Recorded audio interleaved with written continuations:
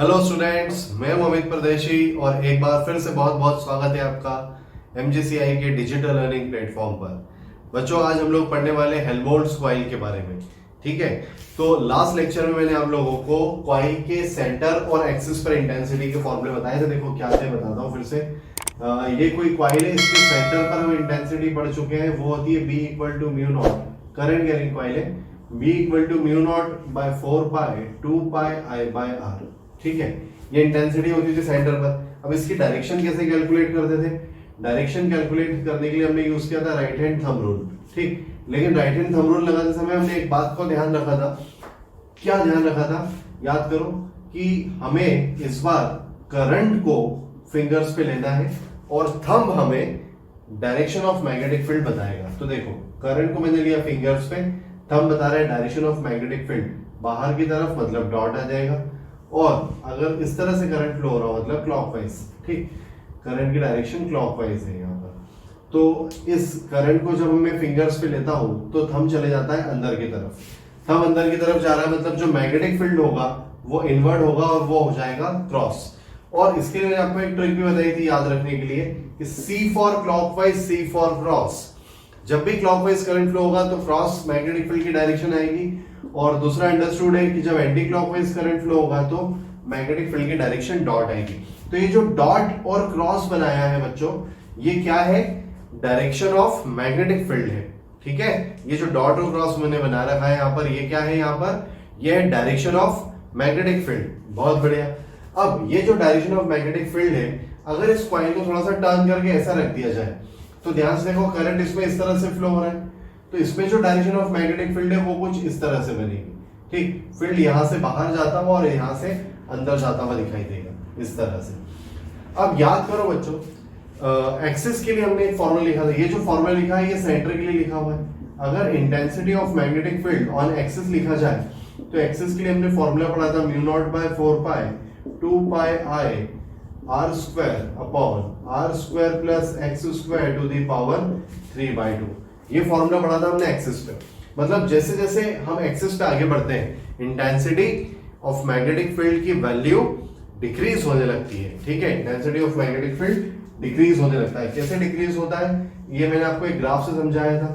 मान लो कि ये अपना लूप है, मान लो कि ये क्या है? अपना लूप है जिसमें करंट फ्लो हो रहा है, जिससे हमें इंटेंसिटी ऑफ मैग्नेटिक फील्ड चाहिए। ये करंट की डायरेक्शन ले लेता हूं मैं। ठीक, करंट इस तरह से फ्लो हो रहा है और ये एक्स एक्सिस, वाई एक्सिस और ये नेगेटिव एक्स एक्सिस। ठीक, तो लूप के इस तरफ डिस्टेंस पॉजिटिव और इस तरफ की वैल्यू, डिस्टेंसेस की वैल्यूज नेगेटिव आने वाली है।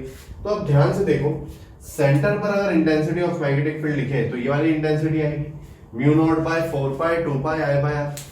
लेकिन जैसे हम सेंटर से थोड़ा आगे बढ़ेंगे, इंटेंसिटी शिफ्ट होगी, यहाँ आ जाएगी, और जैसे जैसे x की वैल्यू इंक्रीज होगी इंटेंसिटी ऑफ मैग्नेटिक फील्ड की वैल्यू डिक्रीज होगी। मतलब ये वैल्यू सेंटर से आगे बढ़ने पे डिक्रीज होती जाएगी और ये ग्राफ कुछ इस तरह से हमें मिलेगा। सिमिलरली इस तरफ हम आगे बढ़ते हैं तो भी intensity of magnetic field decrease होगा और ग्राफ कुछ इस तरह से मिलेगा। ठीक है, ये ग्राफ कुछ ऐसा हो जाएगा।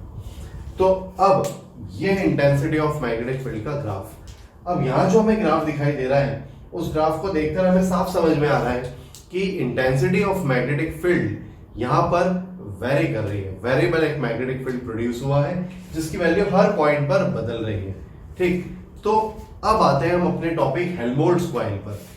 जैसे कि हमने यहाँ देखा इंटेंसिटी ऑफ मैग्नेटिक फील्ड की वैल्यू वेरी कर रही है कॉइल से, तो हमारे दिमाग में एक बात आई कि क्या इस वेरिंग मैग्नेटिक फील्ड को एक यूनिफॉर्म मैग्नेटिक फील्ड में बदला जा सकता है? सोचो जरा, क्या हम इस वेरी करने वाले मैग्नेटिक फील्ड को एक यूनिफॉर्म मैग्नेटिक फील्ड में बदल सकते हैं? यस, बिल्कुल बदल सकते हैं with the help of Helmholtz coil. तो देखो, हेल्महोल्ट्ज कॉइल का मतलब क्या है? ठीक है, it is the configuration which is used to create a uniform magnetic field of short range. ठीक है, एक छोटी रेंज का, एक छोटी सी डिस्टेंस का यूनिफॉर्म मैग्नेटिक फील्ड क्रिएट करने के लिए ही हेल्महोल्ट्ज कॉइल को यूज किया जाता है। तो बच्चों, आपको डेफिनेशन समझ में आई होगी कि हेल्महोल्ट्ज कॉइल का मतलब क्या है। हेल्महोल्ट्ज कॉइल वो सेटअप है ना, it is a pair of two coil, एक दो कॉइल का एक ऐसा सेटअप है जो एक यूनिफॉर्म मैग्नेटिक फील्ड क्रिएट करने के लिए यूज किया जा रहा है। ठीक है, लेकिन इसके लिए कुछ कंडीशंस है। कुछ कंडीशंस भी है, देखो कंडीशंस क्या है और डायग्राम क्या है वो समझते हैं। डायग्राम में यहां बना रहा हूं, ये पहली कॉइल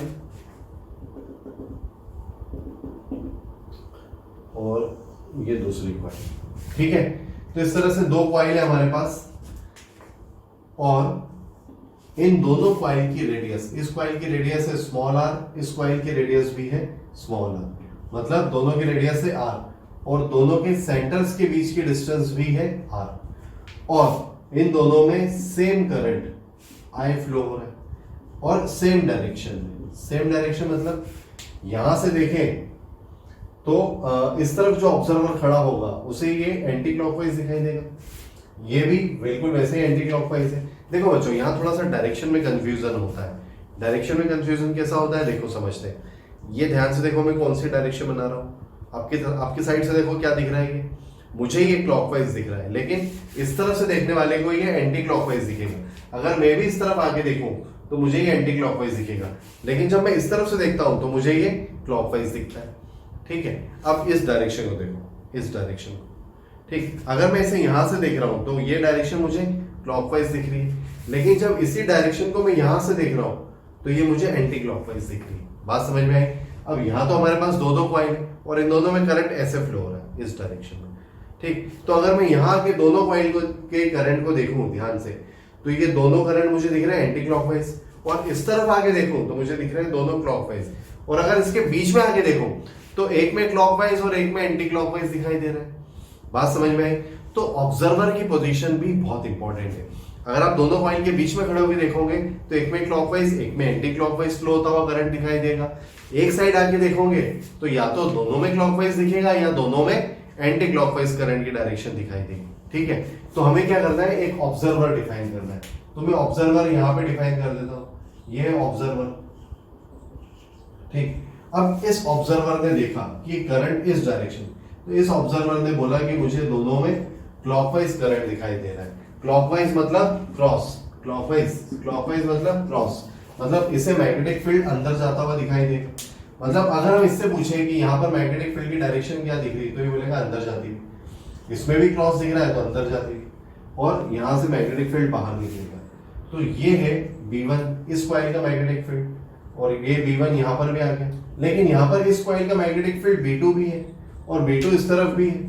तो अगर हम ध्यान से देखें तो इस शॉर्ट रीजन में दो मैग्नेटिक फील्ड है और सेम डायरेक्शन में B1 B2, और यहाँ पर सिर्फ B1 है या B2 है, क्योंकि हम ऐसा मान रहे हैं कि इतनी डिस्टेंस पर B1 की इंटेंसिटी बहुत वीक हो चुकी होगी, उसे हम कंसीडर नहीं कर रहे हैं, क्योंकि हमारा जो पॉइंट ऑफ इंटरेस्ट है वो है इन दोनों कॉइल के बीच के मैग्नेटिक फील्ड को समझना, ठीक है।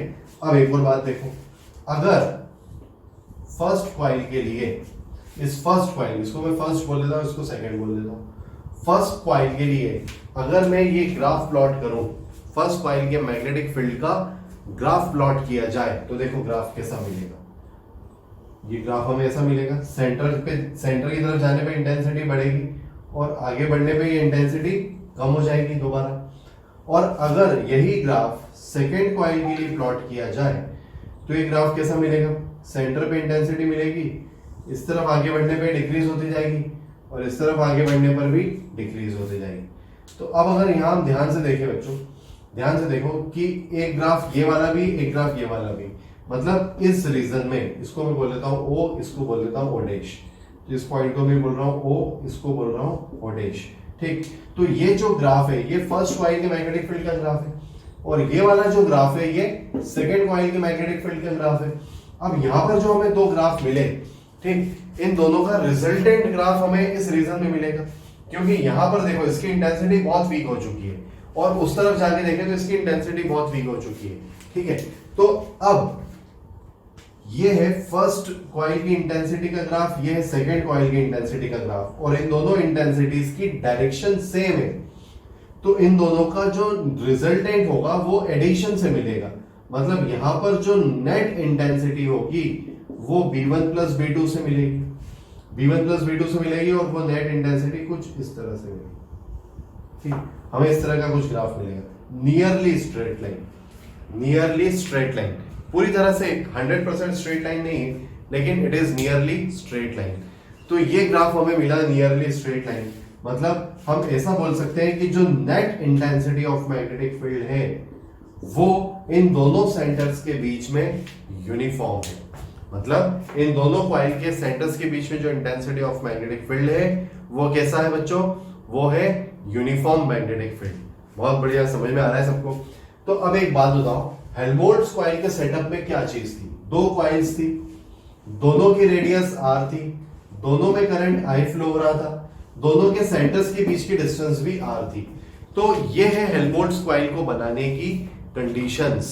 ठीक है, जैसा कि मैंने शुरू में कहा था आपको कि हेल्महोल्ट्ज कॉइल किसे कहते हैं? उस पेयर ऑफ कॉइल के सेटअप को हेल्महोल्ट्ज कॉइल कहते हैं जो एक शॉर्ट रेंज का यूनिफॉर्म मैग्नेटिक फील्ड क्रिएट करने के लिए यूज होता है।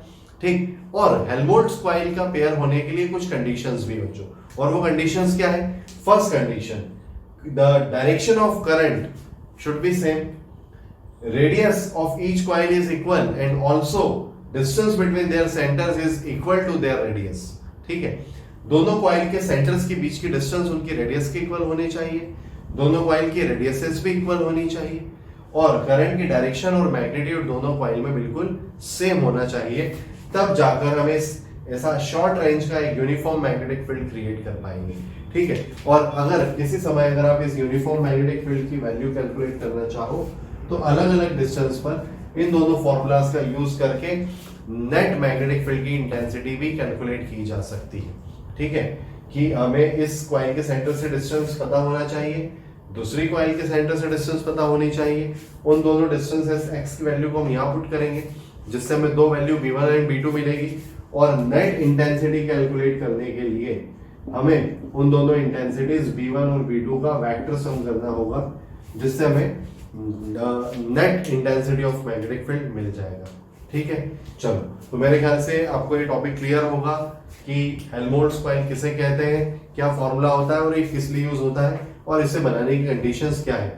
इन सारी बातों को मेमोराइज करिए, इससे आपको क्वेश्चंस में बहुत हेल्प मिलेगी।